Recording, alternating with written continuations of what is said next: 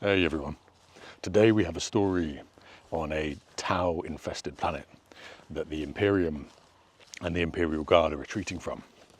And this is through the eyes of some survivors from a crashed ship, and they find themselves in a forest covered in fog and hunted by a Kroot pack. Hopefully they all make it out alive, but you'll see when you get to the end of the story. And before we begin, I would like to say a massive thank you to our YouTube members and our patrons who help keep the content going. If you'd like to become a patron, you can find a link in the description below. Or if you'd like to become a YouTube member, you can find a link in the homepage of the YouTube channel. If you'd like to listen to audio only, you can find the Lawkeeper's Librarian on Spotify. The order to withdraw came 3 hours too late for most of them, and everyone on that line knew it. But they went on fighting anyway, because there was nothing else left to do. Trooper Jarek Thorne had seen retreats before. He had seen the orderly kind, where a regiment folded back on itself, like a boxer drawing in his arm to strike again. And he had seen the other kind, the kind that had no name in any drill manual, because no one wanted to write it down. This was the second kind. The T'au had broken the eastern emplacement sometime before dawn, and from that moment the battle had stopped being a battle and become a long, grinding piece of retreat in which the numbers on one side simply ran out faster than the numbers on the other. There would be no reinforcements. Command had said as much over the vox in the flat, careful voice that officers used when they were telling you that you had been spent. The fleet could not hold the void above them. The other fronts could not spare a single man. The position was lost, and the only thing left to salvage was whatever flesh and equipment could be carried off it before the end. And so the word came down at last. Pull the ground troops out. Save what you can. Run. But Thorne did not run. He worked. He stood at the lip of the embarkation field, with the fog of his own breath whipping past his face on the cold air, stirred by the jets of transport aircraft, and the occasional hot air ejecting from a nearby artillery piece. He stood and sorted the living from the nearly dead with his hands and his voice, shoving men toward the waiting transports, hauling the slow ones up by their harness straps. It was terrible work. He had done it before.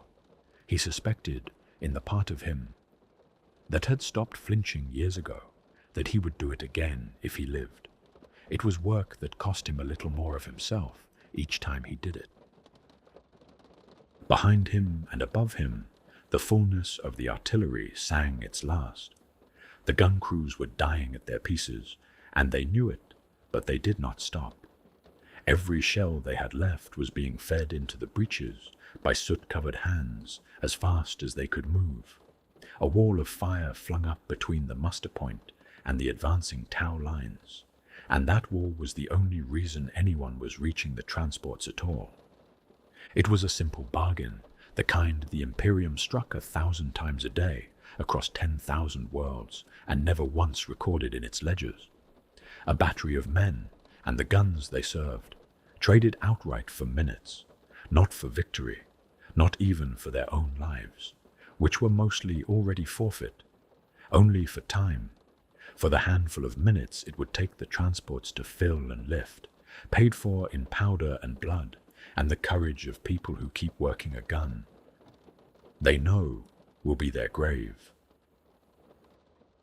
Thorne heard one of the batteries go quiet to the north, then another, out of shells or out of crews. From where he stood there was no way to tell the difference, and it did not matter, because the silence meant the same thing either way.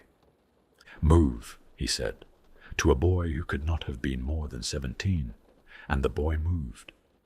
The Valkyrie was already turning its engines over when he reached it, the downwash flattening the grass and snatching at his coat. Corder had the controls. Thorne could see the pilot's silhouette through the armor glass, hunched and still amid the chaos, his hands moving across the panel with a pace that seemed to think panic was a luxury he could not afford and had simply set it down, Whatever else Thorn would come to think of Erlen Corder, in the next few hours, he never doubted the man could fly. Inside, the troop bay was a press of bodies and noise. A Vox operator called T'au had folded himself into the corner nearest the cockpit bulkhead, with the Vox unit cradled against his chest, both arms wrapped around it, his whole posture curled protectively over the battered machine, the way a man might curl over a wounded animal he had carried a long way and would not now set down. The Vox was cracked along one side, its casing scorched, and half its runes dark.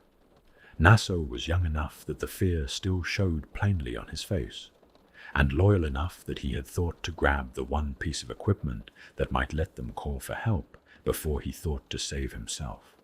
Thorn marked both of those things and said nothing. Across the bay, Medic Ren Halvex was on her knees over a man who was not going to live. She knew it. Thorn could see that she knew it in the set of her shoulders, in the way her hands kept moving anyway, pressing a dressing to a wound that no dressing would close, her lips moving in something that was half field litany and half simple human comfort, the words you give a dying stranger because you don't want to give them nothing. She was a surgeon, not a soldier. She had come to this war to mend, and the war had been very patient in teaching her how little mending it would allow. When the man's chest stopped moving, she stayed bent over him a moment longer than she needed to, and then she closed his eyes with 2 fingers, gently, the way you would settle a child to sleep, and she moved on to the next one. Thorn had watched a great many medics learn to stop doing that. He found obscurely that he was glad she had not stopped. "That's the last of them we're getting," he called to the cockpit. "Anyone still out there is going to have to get the next bird." "Then close it up," Corder answered. The ramp ground shut, the engines climbed to a howl, and the Valkyrie hauled itself up off that dying field and into the murk, and the muster point fell away beneath them. The running figures, the burning guns, the small brave fires of the batteries that were still, even now, feeding their last shells into the dark to buy the lift that was carrying Thorn away from them. They flew. They did not hover. They did not circle the garrison waiting for a gap. The fleet was scattered high above the far horizon, and the rendezvous lay a long way away across enemy-thickened sky. And so Corder put the nose down and ran for it, low and fast, threading the fog and the smoke, and the battlefield shrank behind them until it was only a smear of orange light low in the murk, and then it was not even that. The shell fire died away one position at a time as he flew, each battery going dark as its munitions ran dry, until the last of them gutted out, and the only thunder left in the world was the thunder of their own engines.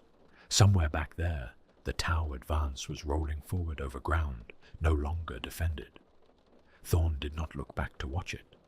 There was nothing to see in the fog, and nothing to feel but the distance opening up between himself and the enemy. The hit came without warning, the way the worst things always do. No tracer he could follow, no warning rune, only a sound. A single enormous concussion somewhere aft, felt before it was heard. It was a fist of pressure that slammed up through the deck and into Thorn's spine and teeth. The whole airframe lurched. Then the note of the engines changed, dropped, sheared into a shriek of tortured machinery that no amount of skill at the controls could fix, and the floor tilted hard beneath him. He had the time and the presence of mind to clip his harness into some of the aircraft's webbing and get one arm hooked through a stanchion. He had time to see Nassau's eyes go white-rimmed and wide, the boy's whole body still wrapped around the Vox. He had time to hear Corder saying something into the dark of the cockpit, low and fast and not afraid, fighting the controls of a machine that had stopped being a flying thing and become a falling one. Then the fog and the forest came up to meet them, and the world turned over and over, and there was a long roaring instant in which Jarek Thorn understood with perfect clarity that they were going down miles from anywhere, beyond every map, with the muster point already overrun behind them, and nothing ahead but unknown ground. And then there was the impact, and after the impact, there was nothing at all. He came back to himself, hanging upside down. That was the first fact, and for a while it was the only fact. That he was inverted in his harness, with the blood pooling hot behind his eyes and the world the wrong way up. The second fact arrived more slowly. The engines were silent. The howl and the thunder were gone, and in their place was a stillness so total that for one disoriented moment he thought he had gone deaf, until he caught, threading through it, the small sounds. The tick and creak of cooling metal, the drip of fluid he hoped wasn't fuel, someone breathing in ragged catches a few feet away, the faint far-off keening of the fog itself moving against the broken hull. Thorn did the thing he had been trained to do, the thing that had kept him alive on 3 worlds before this one.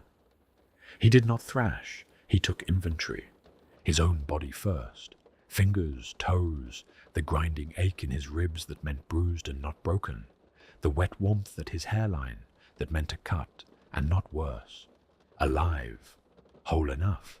He braced one arm against the buckled ceiling that had been the floor, released his harness, and lowered himself down into the ruin of the troop bay with a soldier's care. The dead were easy to count. Most of the bay had not survived. The men and women he had shoved aboard with his own hands an hour ago were gone, broken against the structure that had been meant to save them, and Thorn moved through them quickly and without ceremony, not because he did not feel it, but because feeling it now would not help any of them. And there were still 3 voices in the wreck that might. Nasso was alive. He was wedged half beneath a collapsed bench with the Vox still clutched to his chest, still against everything, holding it. And when Thorn reached him, the boy's first words were not about his own legs, which were pinned, but about the unit. "It's cracked worse," he said, his voice high and shaking, "but it's warm. Trooper, it's still warm. It's still got power." And Thorn told him to be quiet and save his strength, and got the bench off him, and found the legs bruised but sound. Halvex had been thrown clear into the forward bulkhead, and was already moving when he found her, already dragging herself toward the sound of the others on instinct. There was blood on her face, and her left wrist hung wrong, but her eyes were clear. "Corda," she said before Thorn could ask. "The cockpit. He's breathing. He knocked his head on the panel. He's not making sense yet, but he's breathing." Corda was concussed, his pupils mismatched, a deep gash above his ear, and his words sliding loose and dreamlike when Thorn checked him. He would live if nothing else came for them. That last clause arrived in Thorn's mind unbidden, and once it had arrived, it would not leave. 4 of them, then. 4 were alive out of all that the Valkyrie had carried. Thorn climbed out through a hole in the hull and stood in the fog to make his assessment, and it was the assessment that frightened him more than the wreck, more than the dead. The beacon was gone, not damaged but gone. The whole emergency transponder housing torn away somewhere in the fore, which meant no automated signal was climbing up out of this place to tell the fleet where they had come down. The Auspex, when he pulled it from his webbing and woke it, gave him nothing but a slow grey churn. The fog scattered its returns into useless static, blinding the one sense that might have let him see what shared this ground with them. His eyes told him no more than the Auspex did. The mist sat close and white in every direction, swallowing the world 10 meters out. And through that white faint and far, and from no direction he could fix, came the screams. Human screams, other crews, other birds that had fallen as theirs had fallen, scattered across this nameless wilderness, men and women dying somewhere out in the fog, their voices thinning across the distance. As Thorn stood and listened, one of them stopped, simply stopped, mid-cry, cut off clean. And a moment later, further off, another. He stood very still and understood several things at once. Going back the way they came was death. The muster point was gone, overrun. And even if it had not been, it lay miles away across open country, with the whole T'au advance rolling over it. To walk back was to walk into the enemy with no cover and no friends, and 3 wounded at his side. There was nothing behind them now but the war they had just escaped, and it was not waiting for them any more kindly than it had before, which left only forward. An old imperial outpost, the one his map of the area showed clearly but marked as a point of interest rather than a manned base. Abandoned, distant, but built by human hands, and perhaps still holding something that could call for help. It was a thin hope, but he had survived on thinner. He went back to the others to tell them they were going to have to walk. Out in the fog, something that was not human had already begun to learn the sound of their voices. There is a kind of map that exists only in a soldier's head, and Jarek Thorn consulted it now, standing in the fog beside the broken back of the Valkyrie with 3 wounded people depending on the answer. He had seen the survey data weeks ago, in a briefing that had been about something else, the kind of detail you take in without meaning to and store away in case the world ever asks you for it. This wilderness had been charted, long ago and badly, by an imperium that had come here, built something, and left. The outpost was about 20 kilometers away, give or take the lies that distance always tells in country like this, set on high ground to the west. It had been abandoned for years, but it had been built to watch the sky, and a thing built to watch the sky has a Vox array tall enough to throw a signal past the fog that was blinding them. And that single fact was the whole of their hope. It was thin, but thin hope and no hope were not the same thing, and a man could walk a very long way on the difference. No one argued with the destination. It was the road there that they argued about. Thorn wanted the fast line, straight west, across the broad, shallow valley the fog was hiding, a route that would put them at the outpost by nightfall, if their legs held. He said as much, and he was already turning to lead off when Corder's voice stopped him. Not that way. The pilot had hauled himself upright against the hull, one hand pressed to the gash above his ear, his pupils still mismatched, and his words still coming a little slow. But they came certain. Thorn turned back. Corder was looking out at the valley. They could just about begin to see through the fog. His head tilted, reading something in the lie of the ground that Thorn, for all his years, did not have the eyes for. "That's open bottom land out there," Corder said. "Flat.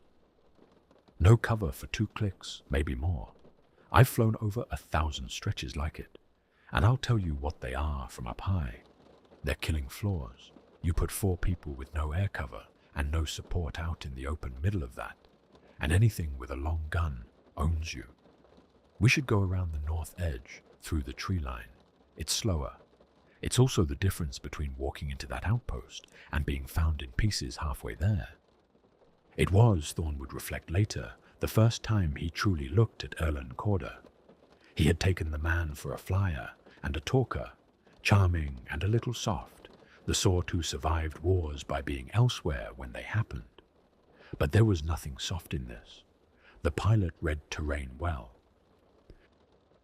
"I agree we should take the tree line," Thorn said. "Lead off when you can walk straight." Corder almost smiled. "I can walk straight now. Walking quickly is what I'll have trouble with."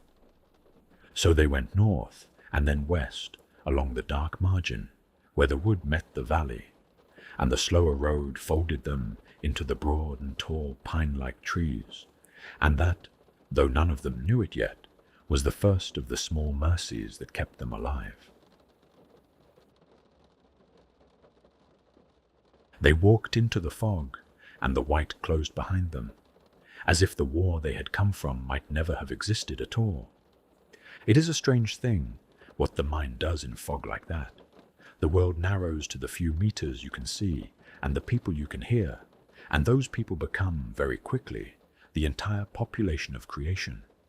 Thorn came to know the others by their sounds in those first hours, far better than he had known them in the noise of the embarkation field.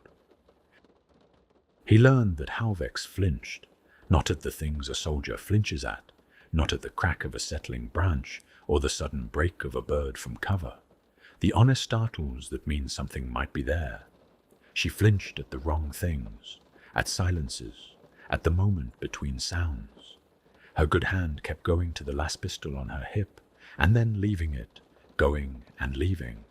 A small repeated gesture of a person reaching for a competence she did not quite trust herself to have.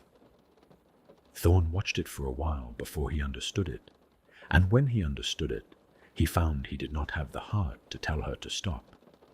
She told him why herself while they walked, in the flat, exhausted way that people confess things when they are too tired to guard them. She had been a surgeon on a hospital station, she said, a good one, but the dying came to her already broken by hours and days and the slowness of the system that moved them, and too many of them died on her table for want of minutes she had not been given.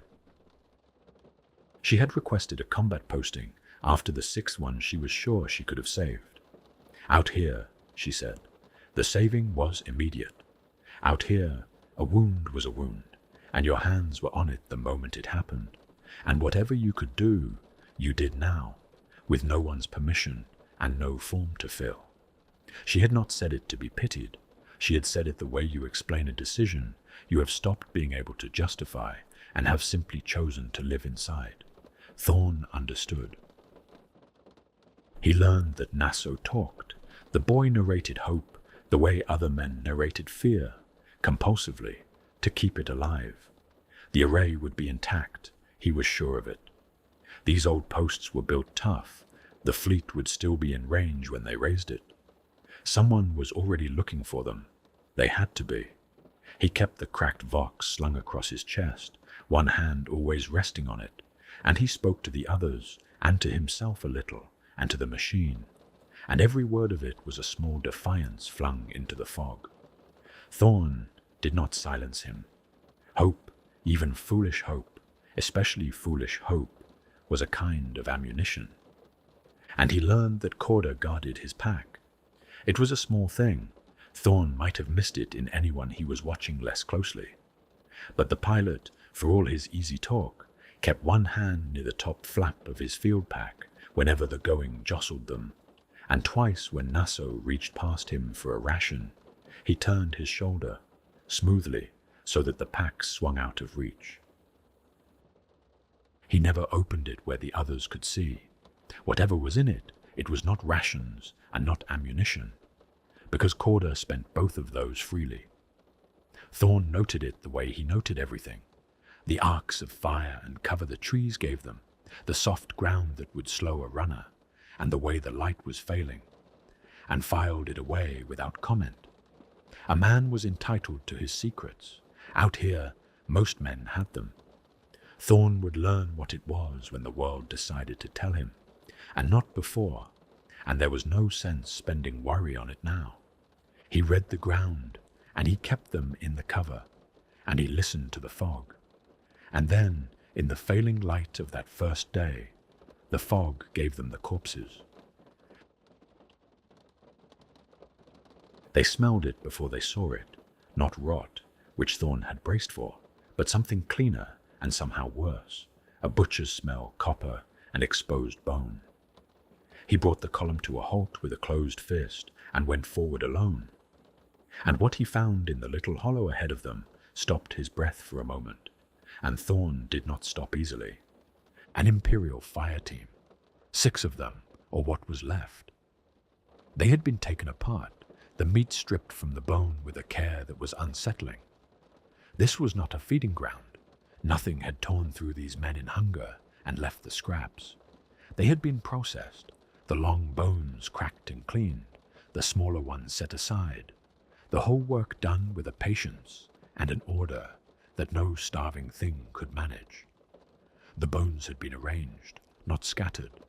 Arranged, laid out in patterns that meant nothing to Thorn and were clearly meant to mean something to someone, or something. The sight of it crawled up the back of his neck like cold water. He heard Halvex come up behind him and make a small broken sound. He heard Nasso stop talking for the first time in hours. "What did this?" Korda said. It was not quite a question. The pilot's face had gone grey, and the easy confidence had drained out of it. And for the first time he looked like a man out of his depth, and beginning to know it. Thorn gave them the truth, in the only word it deserved. Kroot. He told them quickly, and he told them flat, because there was no kind way to say it, and dressing it up would only waste the light. He had seen this before, years ago on another world, a command squad that had not come back, and Thorn, sent to find them, had found instead a thing he had spent a long time trying not to remember. The Kroot do not simply kill, he told them. They eat to learn. It is in their blood, in the strange alchemy of them. Consume a thing and take a piece of what it was, its strength, its swiftness, and worse, the shape of how it thought. He had watched a pack that had fed on a command squad turn around and use that squad's own tactics against the relief column that came after. Set their pickets the imperial way, called the imperial challenges, and moved like men because they had eaten men. The leader, the shaper, he is the one who leads them. The rest are hunters, and the hunters are bad enough. But the shaper is the one that thinks and learns, and the one that teaches it back to the others. Whatever ate these men, he nodded at the arranged bones, and did not let his voice change, because if it changed, he would lose them. Knows how a guardsman thinks, knows our drills, knows our voices. For a moment, no one spoke. The fog pressed close. Somewhere far off, a sound that might have been a bird, and might have been nothing at all. Then Korda laughed, short, harsh, not because it was funny. "Voices," he said. "It learns our voices. Trooper, with respect, you've been in this fog too long. They're Xenos, vicious ones, fine. But they're animals with rifles, not whatever ghost story you're selling. Mimicry, tactics, a monster that wears men." He shook his head hard, and Thorn watched him do it, and understood with the same clear sight Korda had used on the valley exactly what he was watching. It was not stupidity. Korda was not a stupid man. He had proven that in the first hour. This was something else. This was a man rationing his fear. Korda had stood in that cockpit and watched the fleet pull away and done the calculations that Thorn had done. And he had come out the far side of that math, knowing in his bones that no one was coming for them. A man who believed that, and who then let himself also believe in an enemy that could not be outthought or outfought, an enemy that learned that man would simply lie down in the fog and stop. Korda could not afford the Shaper to be real, so he was refusing it out loud with all the scorn he could muster, because scorn was a wall, and behind the wall he could keep moving. Thorn let him have it. "I hope you're right," he said, which was true and which was also a way of saying, "I know you're not, and I know why you need to be." And Korda heard at least the first of those and looked away. They moved on, faster now and closer together, and Halvex's hand did not leave her pistol anymore. It came an hour later, in the last grey before full dark, and it came not as a shape, but as a voice. Hold your position, regroup on me, sound off." It was perfect. That was the thing that turned Thorn's blood to ice in the half-second before his training caught up. It was perfect, a guardsman's voice, clipped and certain and correct. the exact cadence of an officer rallying a scattered section, drifting out of the fog from the west at a range and an angle that made complete tactical sense. Every reflex a soldier owns answered it. Halvex turned toward it. Naso took a step, his mouth already opening to sound off, to answer, to obey the order that promised there were friends out there in the white, and the nightmare was over. Down, Thorn snarled, and got a fist in Naso's harness, and hauled him off his feet, and threw himself flat, and dragged Halvex down by her coat as he went. Its bait, nobody answer, nobody moved toward it. The Kroot hit the space where they had been standing.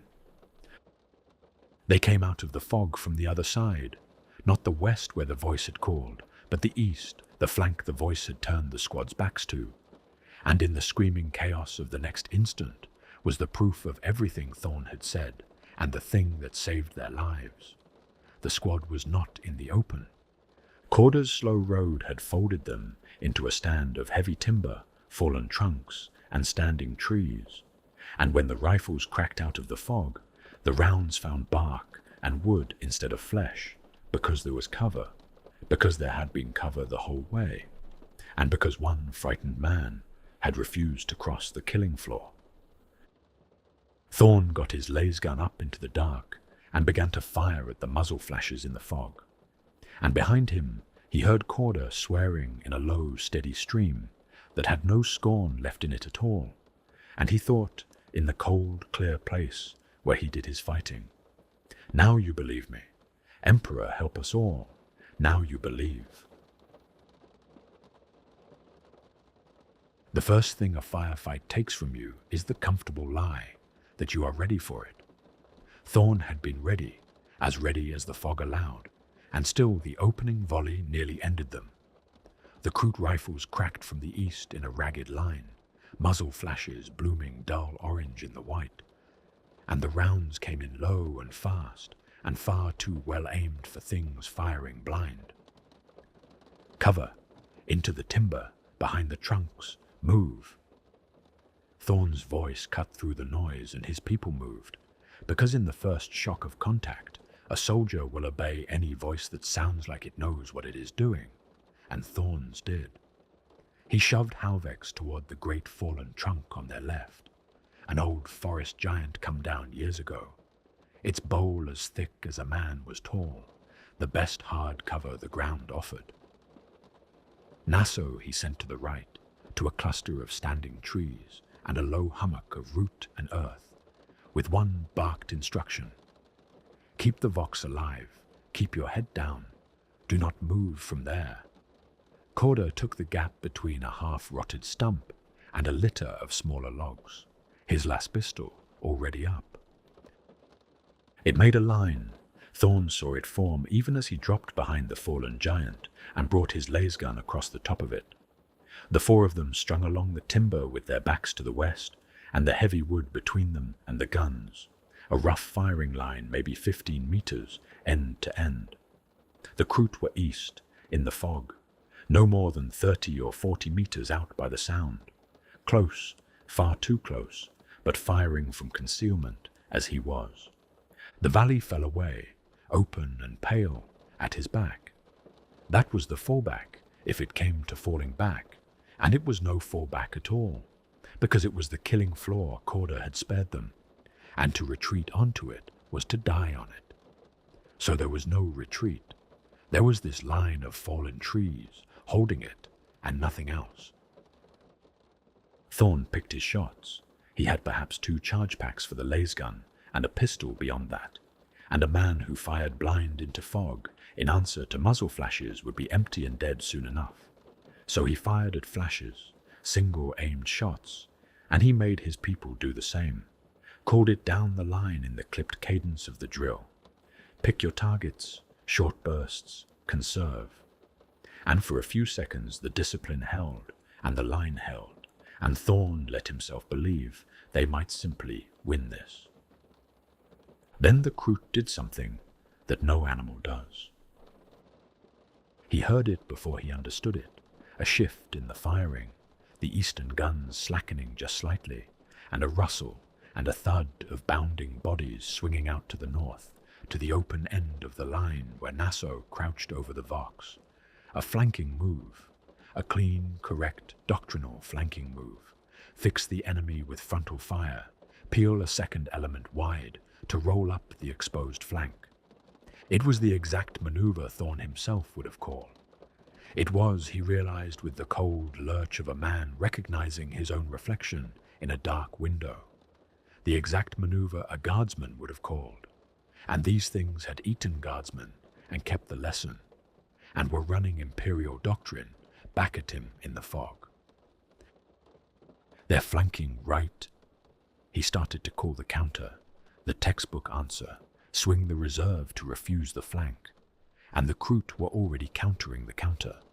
The bounding element checked and split before he had finished the order, two of them breaking wide to cover the very move he was about to make, anticipating the doctrine, because the doctrine was theirs now too. They knew the answer to the flank, because they knew the flank. They were inside his decisions, thinking half a beat ahead of his training, and his training was the thing they had learned to read. So Thorn stopped using it.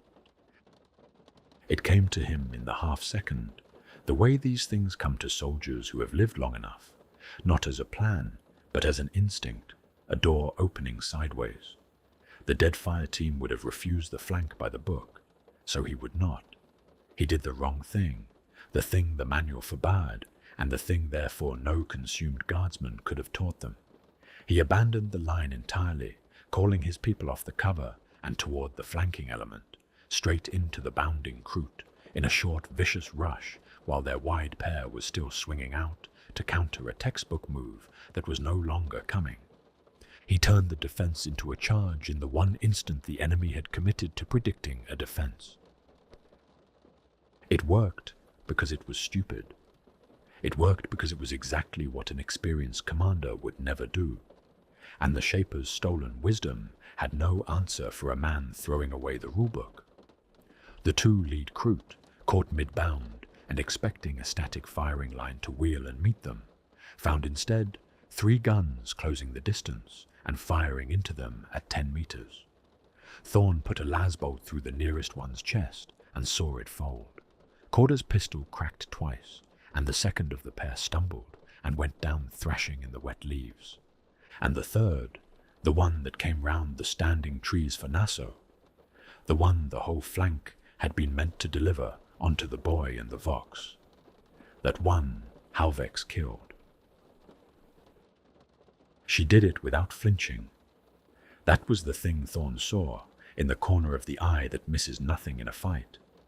Ren Halvex, who had reached for her pistol and left it 100 times in the fog, drew it now and did not leave it. The Kroot broke from the trees 3 meters from Nassau, all quill and blade and speed, and Halvex turned and shot it through the side of the skull, one round, clean, her wrist steady on the splintered arm that should not have been steady at all. It dropped at Nassau's feet. The boy had not moved. He was curled over the Vox exactly as told, both arms around the cracked machine, riding out the storm with a stubborn animal faith that the order to hold meant something. And it had, because Halvex had made it mean something. Then the fog went quiet.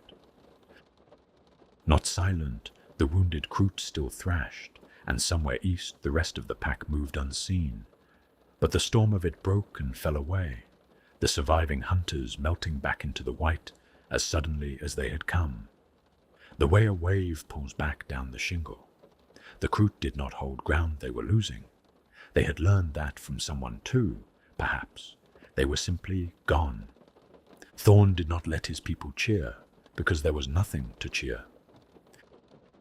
Count it, he said, and they counted it, and the count was grim. A charge pack and a half spent. Call it a third of everything they had, gone in 90 seconds. Halvex's splint loosened and bloodied again from the recoil. Nassau's hands were shaking so hard now in the aftermath that he could barely hold the Vox he had guarded so perfectly through the whole of it. They had killed 3, maybe 4, of a pack that numbered who knew not how many. They had not won. They had survived, which is a different and lesser and far more honest thing. And the difference between the two is most of what there is to know about war. That wasn't a victory, Corda said quietly, echoing the thought, his earlier scorn nowhere now. That was them finding out how we fight. Yes, Thorn said, it was. And it was then, as he lifted his eyes from the spent rounds and the bodies to the dark eastern tree line, where the fog hung heaviest, that he saw it. It stood among the far trunks, where the white was thin, and it did not fire. The others had fought and bled and fled. This one only watched. It was bigger than the hunters, taller, broader through the shoulders, its outlines strung with trophies. Thorn was glad the fog spared him seeing clearly. And it stood with the terrible stillness of a thing that has all the time in the world. It was not aiming, it was not advancing.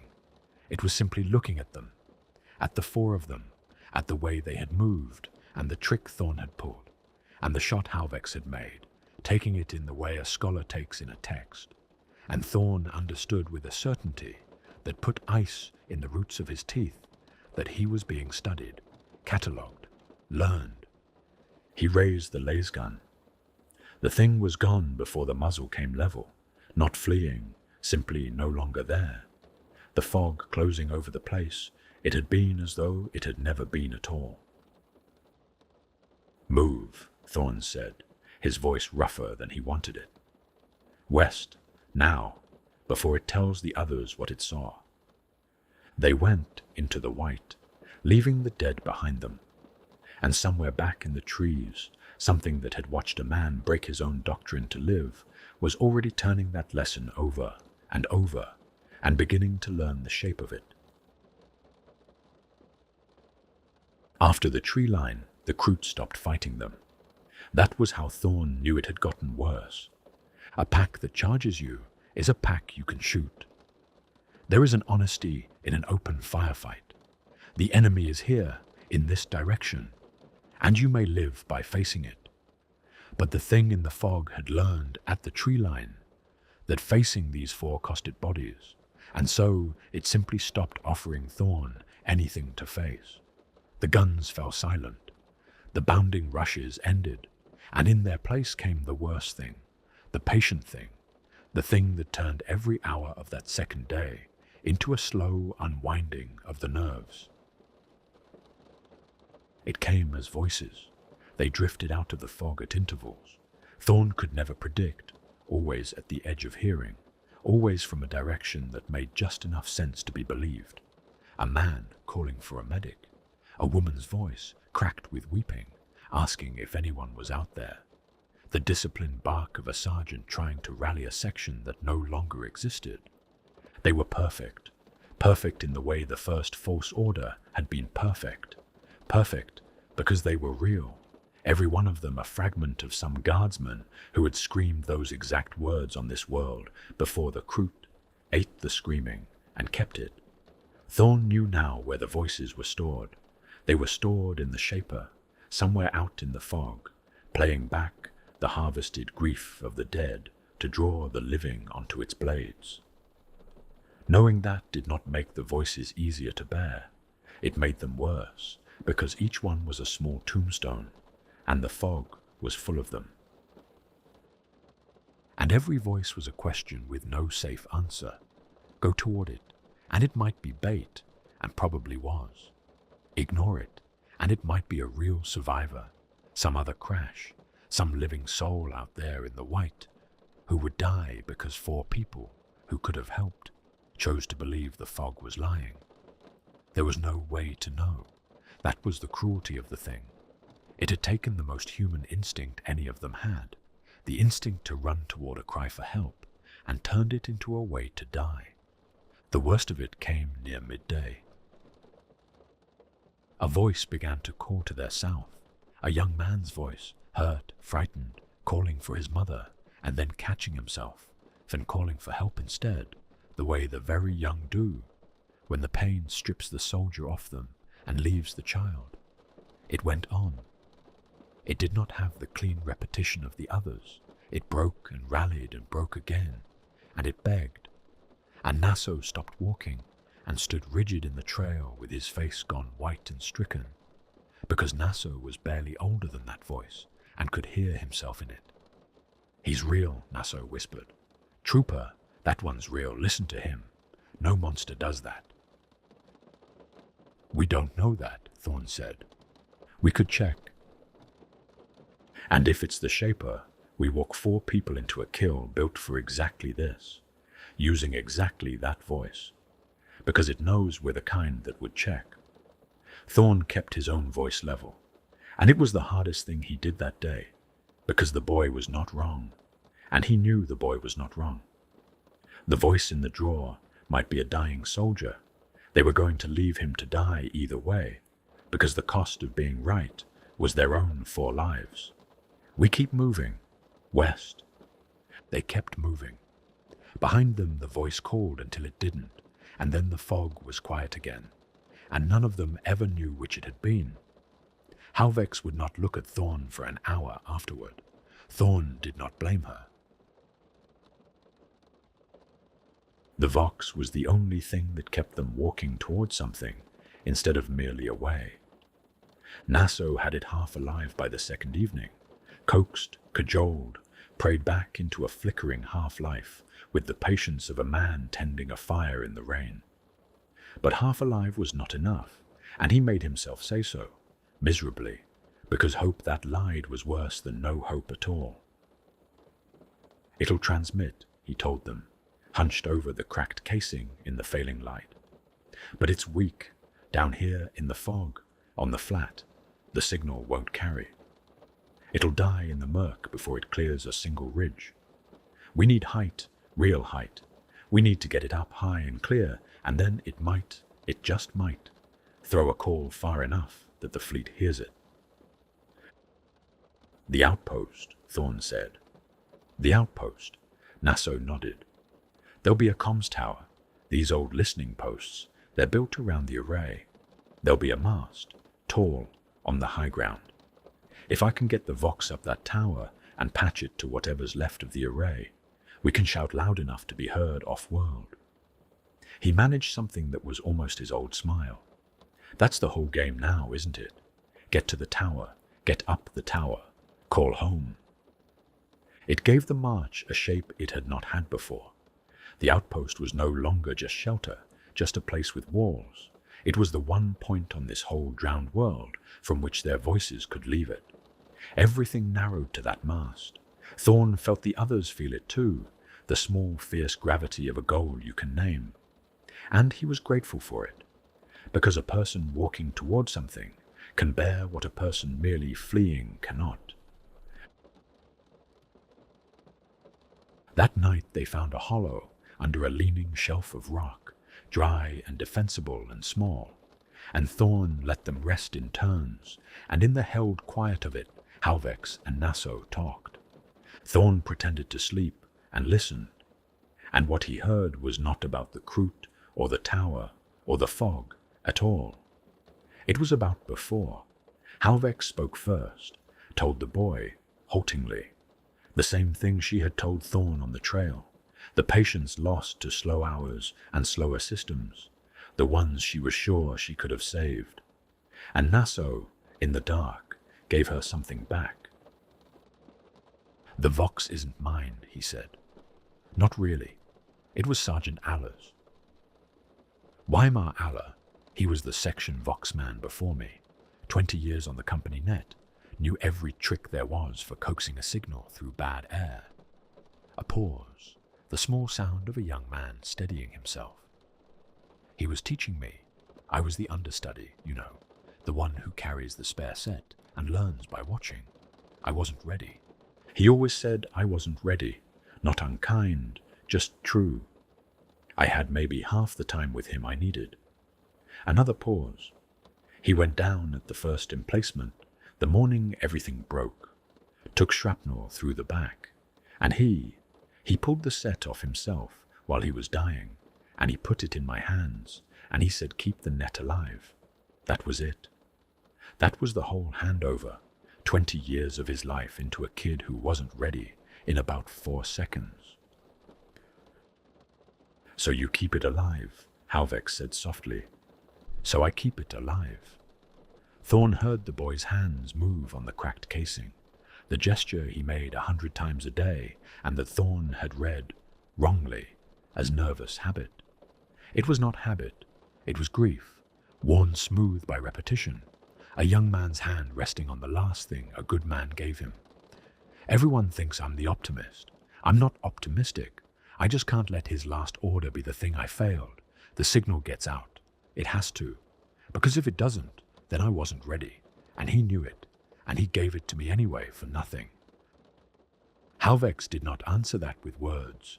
Thorn heard the small sounds of her moving closer, and the boy's breathing evening out, and he lay still in the dark, and felt something in his chest he had thought the years had finished wearing away. He had taken Naso for a hopeful child. He had been wrong about that, the way Corda had been wrong about the fog. Wrong because it was easier. The boy was not hopeful. The boy was carrying a dead man's faith because he could not bear to drop it, which is a heavier and a braver thing than hope. And Thorn resolved, lying there, to get that Vox up the tower if it was the last thing his own life bought. He resolved, too, in the same dark, to watch Corda. It shamed him a little to set suspicion of one man beside tenderness for 2 others in the same hour. But Thorn had not lived this long by letting tenderness blind him, and Corda's pack had not stopped pulling at his eye. The pilot still guarded it, still turned his shoulder, still hung a half-step back at the rests, where a man who wanted to slip away would stand. And the trouble, the real trouble, the thing that gnawed at Thorn, was that he could not tell whether he was seeing a traitor or making one out of fog and fear, because Corda had been right. Right about the valley, right about the cover, right in the way that had saved all their lives at the tree line. A man whose judgment you have trusted with your life is a hard man to suspect, and Thorn turned it over and could not make the picture resolve. Paranoia and good sense wore the same face. He hated that, but he watched anyway. It was Naso, in the end, who forced it, reaching past the dozing pilot for the water at the next day's first rest, clumsy with exhaustion, and catching the flap of the guarded pack with his elbow so that it fell open before Corda's hand could close it. There was a beacon inside, not a damaged transponder, not imperial wreckage, a working emergency beacon, its rune display alive and steady, intact and powered and transmitting, and on its little glowing face a set of coordinates, and beside the coordinates a recognition glyph that Thorn had seen exactly once before, on the gun camera feed of the things that had shot them down. It was T'au. The beacon was calling the T'au. It had been calling them, quietly, from inside Corda's pack, the whole long walk through the fog. For a moment nobody moved. The fog dripped. Then Thorn had his pistol out and level, and Corda raised his empty hands and did not look surprised, and did not look ashamed, and that was the worst of it. It's not what Corda started and then stopped, because it was exactly what it looked like, and he was too tired or too honest to pretend. He let the breath out. All right. You want to hear it? Let me say it standing up. He said it standing with Thorn's pistol on him, and the terrible thing was how reasonable it sounded. "No one is coming," Corda said. "You know that. You did the math on the line same as I did, Thorn. I watched you do it. The fleet's gone. Reinforcements aren't real. That outpost's a ray, even if the boy's machine works, even if the mast's still standing. Best case, we throw a signal into a sky that the Imperium has already written off. They abandoned this whole world. They abandoned us." The ledger closed the second that order came down. He looked at each of them in turn, and he was not raving. He was pleading. with the awful calm of a man who believes he is the only one in the room seeing clearly. The T'au take prisoners. That's not propaganda. I've seen the after-action reports, it's true. They'd rather have you working than dead. It's the whole rotten point of them. That beacon is for people getting off this planet alive. The greater good doesn't care that you're imperial. It just wants you breathing. I wasn't going to leave you. I was going to bring you with me. That was always the plan. You were walking us to the tower, so we'd stop watching the trees while you found your moment, Thorn said. I was walking us somewhere we could survive while I waited for the pickup, Corda said. The tower's as good a place to wait as any. I never lied about the route. The cover was real. I kept you alive, every step. Ask the tree line if I kept you alive. And that, Thorn thought, was the dagger of it. It was true. Every word about the ground had been true. The man had saved them with one hand, while calling the enemy with the other. And Halvex was listening, not agreeing, but listening, the way you listen to a thing you have been afraid to think, because she had stood over enough dying men to know what the Imperium spent, and how little it counted the spending. And some exhausted part of her wanted the lie that there was a door out of the fog that did not end in blood. It was Nasso who broke it. He called them. The boy's voice was not the boy's voice. It shook, but not with fear. He's been calling them this whole time. Sergeant Allah died for that net. Good men burned on that line so we could run. And you've had the things that killed them on Speedvox in your pack. His own pistol was up now, and his hands were not steady, and his eyes were bright and wet and murderous. Give me one reason I don't put him in the leaves with the others. And Thorn, who could have given the order, some colder version of himself might have given the order, looked at the shaking boy and the pleading pilot, and made the choice that he would carry afterward alongside all the rest. No, he said. Lower it, T'au. We're not executing him. After what we're not. Thorn kept the pistol on Corda, but his words were for Nasso, gentle and immovable. Because you'd have to live with it, and you've got a dead man's faith to carry already, and I won't load that on top of it. And because, he looked at Corda and let the contempt show, we don't have to. He gestured at the white wall of the fog with his pistol. Take your beacon, take your water, not your ammunition, not the rations, those you stole from us, and go, walk to your rendezvous, out there, alone. Corda understood. Thorn watched it land, the dawning knowledge of what was being done to him, which was crueler than a lasbolt and required no hand to deliver. To send a man alone into that fog, with the voices and the silence and the thing that wore the dead, was a sentence. They simply did not have to be the ones to carry it out. The fog would do that. Thorn, Corda said, and there was the first real fear in him now, the pilot's certainty finally cracking. You know what's out there. You told us what's out there. That's not mercy. That's just... It's more than you gave the men who died so you could run, Thorn said. Walk. And Corda, because there was nothing else left to do, took his beacon and his water and walked into the white. And the fog closed over him, the way it had closed over the Shaper, the way it closed over everything. And in a few steps he was a shape, and in a few more he was nothing. And they were three. They stood a moment in the awful quiet of what they had done.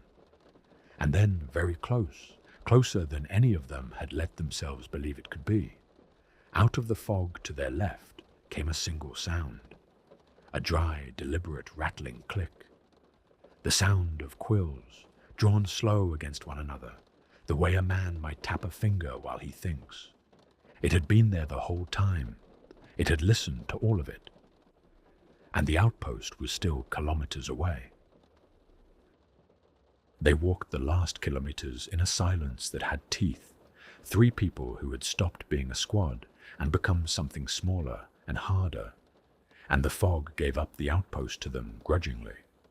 a shape resolving out of the white, the way a drowned thing rises slow to the surface of a still pool. But it gave them the kill field first. Thorn smelled it before the walls came clear, that same clean butcher's reek he had learned to dread, copper and open bone, stronger here than it had been at the first hollow. He brought Halvex and Nasso down low with a closed fist and went forward. And what lay scattered before the outpost's broken gate was worse than the fire team in the wood, because there were more of them. A dozen guardsmen, perhaps more. It was hard to count what had been so thoroughly taken apart. The garrison's last defenders, or another crashed crew, or the survivors of some other doomed walk through the fog. It did not matter now which. They had reached the outpost. They had not reached safety, because there was no such thing here. There was only the next place the Kroot would find you. And among them, near the edge, set a little apart from the older dead, was a thing that stopped Thorn's heart for the length of a breath. A flight jacket, navy cut.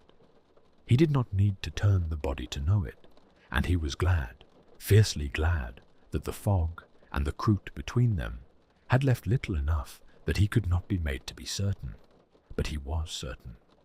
Korda had made it this far. The pilot had walked his lonely sentence through the forest and reached the outpost ahead of them, perhaps hours ahead, perhaps with the beacon still calling uselessly into a sky that sent no answer, and the thing in the fog had taken him the way it took everything. The man who had chosen himself, who had reasoned his way so calmly to the conclusion that survival was the only god worth serving, he had not survived. He had become meat for the thing that hunted the rest of them, and worse than meat. Thorn understood, looking at what little was left, that Korda's voice was in the Shaper now. Every word the pilot had ever spoken in the fog, all that easy charm, harvested and kept and waiting to be played back. The fog had a new tool, and it had built it out of a man Thorn had walked beside for 2 days. He did not tell Nasso what the jacket was. The boy had wanted to kill Korda. He did not need to see what had killed him instead. Eyes west, Thorn said low. On the tower, don't look at the ground. And mercifully, they didn't. The comms tower stood at the outpost's heart, and Thorn read it not as shelter, but as terrain, as a problem in geometry that he and the people he had left would have to solve. It was a single spire of rockcrete and rusted gantry, climbing maybe 40 meters into the murk, an internal ladder stair switchbacking up its hollow core to the array housing at the top. The array still had power, barely. When Thorn forced the base hatch and Nasso got the panels open, a few rooms woke, sullen and amber in the dark, and the boy's breath caught with something like hope. It lived. Marginal, starved, running on whatever trickle the old geothermal tap still pushed up from below, but it lived, and a signal patched into it from the top of that mast would clear the fog and the ridgelines, and have a chance of being heard off-world. The rest of what Thorn read was less kind. One way up, one way down. The same stair for both, a closed throat of a structure with a single hatch at its foot, which meant the base was the only door, and the base was where the dying would be done if they were assaulted. The climb itself was exposed, an open gantry in places, a long slow hall for a man carrying a vox, with nothing but the height to protect him. And across the cracked apron outside, in the lee of the wall, the outpost's old refueling station, a row of squat promethium cells, and fat drums of fuel left behind when the garrison ran, the kind of thing a careless round could turn into a sun. Thorn marked them the way he had marked Korda's pack, the way he had marked the arcs of fire in the wood, filed away, not yet needed, a fact about the ground that might one day be a weapon. Here's how it goes, he said, and his voice had the flat certainty that made people obey it. Tell, you climb. You take the Vox up that mast, you patch it to the array, and you send. Don't stop for anything you hear down here. Don't look down. Your whole world is the top of that tower and the call you're going to make. Understand? Telnaso looked at the long dark throat of the climb, and at the cracked Vox, and at the two of them, who would be staying at the bottom, and Thorn watched the boy understand the instruction completely. What the base was for, what holding it would cost, that every minute he spent climbing was a minute paid for in the blood of the two people who would be standing in the door. His face did something complicated and very young. "You're buying my time," he said quietly. "Down here, you're buying it." "That's the job," Thorn said. "Allah bought yours once. Now we buy it again. You get up there and you make it worth the price, same as you did for him." Nasso's jaw set and his eyes hardened. He slung the Vox across his back the way the dying sergeant had once slung it onto him, and he started to climb. The fog at the tree line moved. That was all the warning there was.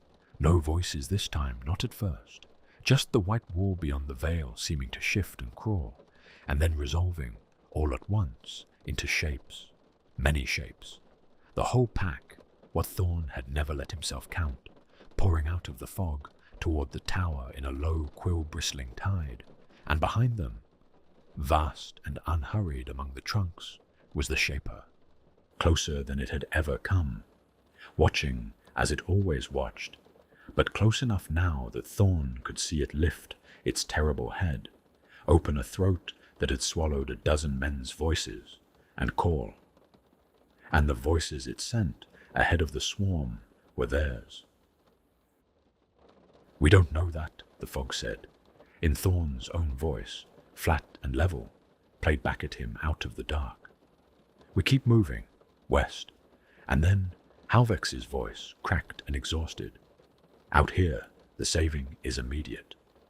And then Emperor helped them, Nasso's from the climb above. Keep the net alive. The dead sergeant's last order, eaten somewhere along the trail, and kept and thrown back down the tower at the boy carrying it. The Shaper had not just been learning how they fought. It had been learning them, the specific shapes of these four souls, their words, their wounds, the things they said when the fog was listening. It had eaten their dead, and it had eaten their grief, and now it wore all of it at once, a chorus of stolen selves, and it flung that chorus ahead of the swarm to unmake them from the inside before the blades ever landed. "Don't listen to it," Thorn said, and his voice shook for the first time in the whole long walk because his own voice was coming back at him out of the fog, and there is no soldier alive trained for that. "It's not us, it's just the thing wearing us. Hold the door." Then the swarm hit the base of the tower, and there was no more time for anything but the work. This was not the tree line. There was no gun line here, no 30 meters of fog to fire across, and no doctrine to break. This was the door, the single hatch at the foot of the mast, and it was close, and it was ugly, and it was the oldest kind of fighting there is. They held the throat of it shoulder to shoulder, Thorn and Halvex, in a space barely wide enough for two, and that narrowness was the only thing that gave them a prayer. The Kroot could only come at them a few abreast, funneled by the geometry into the killing space where two guns could just barely cover the gap. Thorn's las gun ran dry in the first half minute, and he did not reload it. There was no time to reload anything. He reversed it and used the bayonet, and then the stock, fighting in the red close press, where you smell the thing you are killing. A Kroot came over the lip, and he put the blade through its throat, another behind it, and he broke its skull with the rifle butt, and felt something in his own arm give and kept swinging. The choke point was everything. The choke point was the whole war, 2 meters of rock-crete doorway that two people could not quite hold and could not afford not to hold, and Halvex held it with him. Thorn would remember it after, in the long cold time that came later, as the thing he had not expected. Ren Halvek's surgeon, who had flinched at silences in the fog and reached for her pistol and left it 100 times. Ren Halvek stood in that door and did not flinch and did not leave it. She had her las pistol in her good hand and a Kroot blade she'd torn from a dead one in the other, and she fought with the focused calm of a woman who had finally been brought to the one place she had crossed worlds to reach, the place where the saving was immediate, where her hands were on the wound the instant it opened, where standing between death and the living was a thing you did with your whole body, and not a form you filed too late. She had come to this war to hold a line against the dying. She held it now. Every Kroot that did not get past her was a life kept, Nasso's life, climbing above them, and Thorn saw in her face that she knew it, and that for the first time in a long time she was exactly the thing she had always meant to be.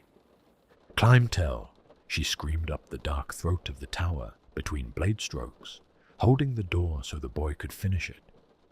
"We've got the bottom, just climb." High above them, Nasso climbed.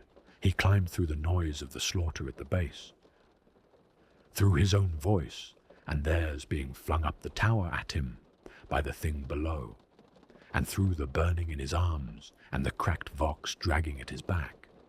And he did not look down, because Thorn had told him not to, and because he could not have dealt with what he would have seen. He climbed for the dead sergeant who had pressed the set into his hands. He climbed for the 2 people buying his minutes with their blood in the doorway. He reached the array housing at the top of the mast, 40 meters up in the cold, streaming murk, and with hands shaking and torn, he patched the cracked vox into the old machine, and he found the trickle of power still living in it, and he keyed the transmit, and he sent. It was not much, a short-range distress ping, a single pulse of coordinates, and the old recognition code of the Astra Militarum, thrown up out of the fog and the ridgelines into whatever waited above. 3 seconds of truth flung blind into the dark, the whole of their suffering compressed into one small, honest cry. "We are here. We are imperial. We are alive. Come." And in the same breath that he sent it, in the very instant the rune flashed green to tell him it had gone, a Kroot that had climbed the outside of the mast in the silence above the battle drove a barbed spear through Tel Nasso's body from behind. He felt it, without quite understanding it, the way the young do.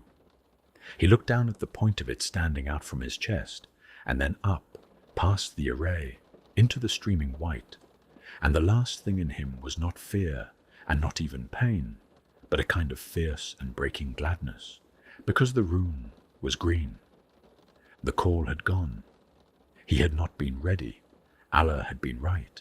He had never been ready. And he had done it anyway, in 4 seconds, the way it had been given to him. He had kept the net alive. The dead man's last order and his own last act were the same act, and Tel Nasso died with his hands still on the vox, and the signal already climbing past the fog toward the cold, indifferent stars, carrying the only thing he had left to give. Below, in the doorway full of blood, Thorn heard the boy's body strike the gantry. He knew what it was, and did not have the breath to grieve. For the length of one breath, Jarek Thorn stopped being a soldier. It happened in the doorway, in the red press, with a Kroot blade stroke he never saw coming, hissing past his ear, because for that one breath he was not watching for it. The sound of Nasso's body striking the gantry had reached the bottom of the tower, and something in Thorn that he had kept welded shut for 2 days and 10 years and a whole grinding life simply gave. Not loudly. There was no cry. His hands fell still on the rifle, and his eyes lost their hard focus on the killing gap, and for that one suspended instant he was not a drop trooper holding a choke point, but only a tired man in a doorway who had just heard a boy. he had failed to save, fall a very long way in the dark. He had told the boy not to look down. He had told the boy his whole world was the top of the tower. He had thought that the height would be protection. Now the net was alive and the boy was not, and the unfairness of it broke something loose in Thorn's chest that no amount of training had ever been able to override. The breath ended. Halvex's pistol cracked beside him, and he put down the Kroot whose blade he had not been watching. He shut his feelings off again. He would carry the boy later. If there was a later, for now there was the door, and the door needed him. And he made himself be the thing the door needed. They could not hold the door for much longer. Thorn had known it from the first, and now it was becoming more and more clear. The base of the tower was open at too many angles, and the swarm was too large despite it being thinned in the fighting. Halvex was bleeding from a spear gash along her ribs that she had not had time to so much as look at. So Thorn did the only thing left and gave the ground up by inches, pulled them both back off the throat of the door and into the gutted guardroom that opened off the tower's base, a squat rockcrete box with one way in, and they put their backs to the far wall and dragged a dead servitor cradle across the entrance. They held this new place because it was smaller, and because it was the last room small enough for two failing people to defend. One door, two of them, and one barely standing. A handful of charge between the pistols and nothing more. No relief in the sky that they knew of, no way to be certain. The boys' 3 seconds of truth had reached anything at all. They had the room, and the room had them. And beyond the dead servitor in the doorway were the fog and the swarm. Halvex looked at the count of their ammunition and did not say anything, because there was nothing to say, and Thorn looked at the same count and began, instead, to think. He thought the way he had taught himself to think in the worst places, not about what he wanted, but about what the enemy was, the Shaper. He had watched it for 3 days now, watched it study them at the tree line, watched it hold back and harvest and learn, and watched it send their own voices ahead of the swarm. And in the cold, clear place that grief had emptied out in him, the whole shape of it came together at last. The swarm did not move on its own. It followed the Shaper's calls, went where the stolen voices sent it, and struck where the learning thing directed.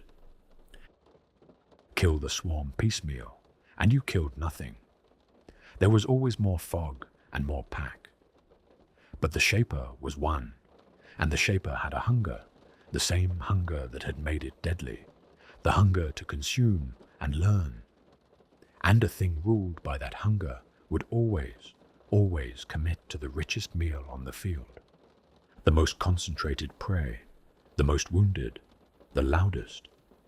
The 4-man squad that broke its own doctrine and made a shot it shouldn't have, and carried a dead man's voice up a tower. That had been a feast of learning, and the thing had savoured every course of it.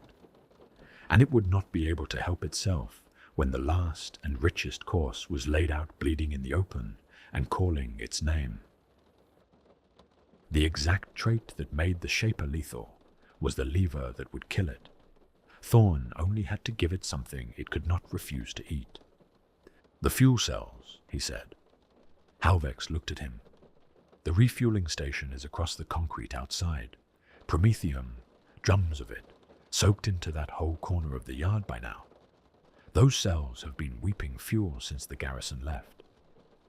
He was already moving, checking the pistol, his voice gone flat and fast and certain in the way it did when the plan had arrived whole.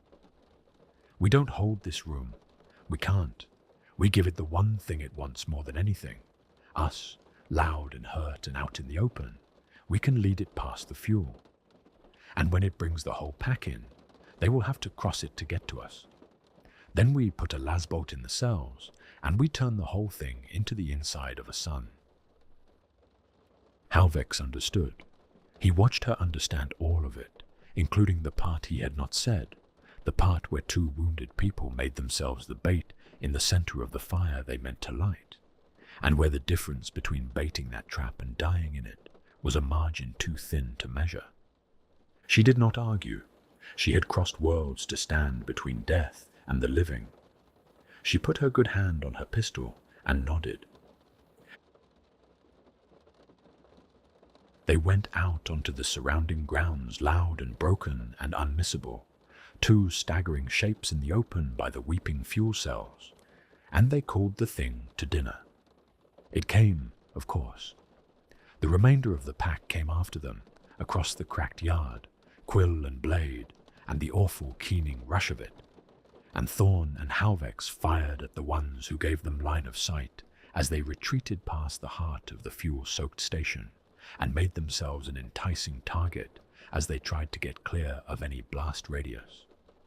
And then, last and vast, and unable to stay away from a meal like this one, the Shaper came into view behind the pack, into the open, into the Prometheum reek, its terrible head lifting to call the swarm down onto the feast. And Thorn, on one knee in the muck and fuel-stenched air, with his ribs grinding, his wounds bleeding, and his pistol up, heard the sky change. It was not a thing he saw. The fog hid most things, but he heard it. Over the keening of the swarm, a deeper sound came down out of the murk above, a hard descending thunder he knew in his marrow, the scream of imperial drop engines burning hard for the ground, shuttles coming down through the mist toward a short-range distress ping that had, after all, been heard. 3 seconds of a dead boy's truth flung into the dark, and the dark had answered. The boy had not been ready. The boy had done it anyway. And it had worked. Thorn looked at the Shaper closer now, utterly given over to the feast it could not refuse, exactly where its own deathless hunger had brought it. He thought, in the last clear instant, that he did not know whether he would walk out of what came next. He put the lasbolt into the fuel cells. The world became light. There was no sound to it, not at first, only a white that swallowed everything. The fog and the swarm and the stolen voices and the great learning thing at the center of them all, a heat and an overpressure, lifted Thorn off the ground and unmade the refueling station and the hunting horror that had worn his dead like clothes. He felt his body leave the earth. Then there was ringing silence, and ash falling slow out of a sky gone pale and strange, settling soft and grey on the wreckage of everything. And Jarek Thorn did not know, in that quiet drifting, whether he was alive or dead. They found him still breathing. Thorn came back to the world for the second time in a week, to the feel of hands on him, gauntleted, hurried, not gentle. A trooper in the scorched plate of some battle group he did not know was shouting something. Thorn tried to answer and could not. His ears still rang with the white silence of the blast. The fuel had left a black crater wreathed in smoke. The refueling station gone. The tower a leaning broken finger above it. And somewhere under the ash was everything the fire had taken. They got him onto the shuttle. They got Halvex on beside him, alive, barely. The gash along her ribs packed and bound, her face grey as the sky, but her chest rising and falling, rising and falling. The most beautiful and ordinary thing Thorn had ever watched. The two of them lay on the cold deck of the shuttle as it sealed and the engines spooled. And that was the whole of it. That was everything the fog had let them keep. Thorn learned the shape of it in pieces, later from tired men with data slates. The world was lost. The outpost had fallen long before they reached it. The garrison was dead, the line was overrun, and the T'au held everything from the muster point to the sea by now. No relief had ever been coming. No battle group had turned back for them out of duty or mercy, or any of the things the Imperium told its soldiers it was owed. The shuttles had come for one reason only, a short-range distress ping flung up out of a tower by a dying boy, had been caught by chance by a passing flotilla close enough to divert, and they had come down to see what was still alive. And lying on the deck with that knowledge settling into him, Thorn thought of those that didn't make it, as he would think of them for a long time after. The shuttle climbed, and Thorn dragged himself to the viewport because he had to see.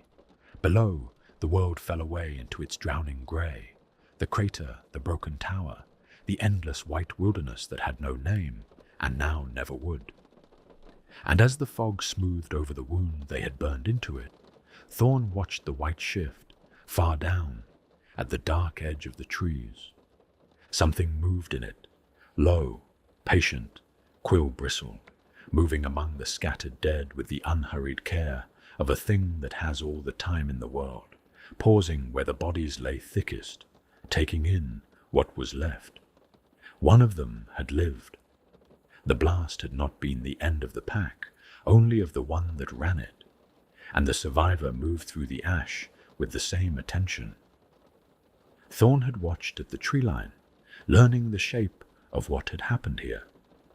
And in time it would feed, and in time it would learn.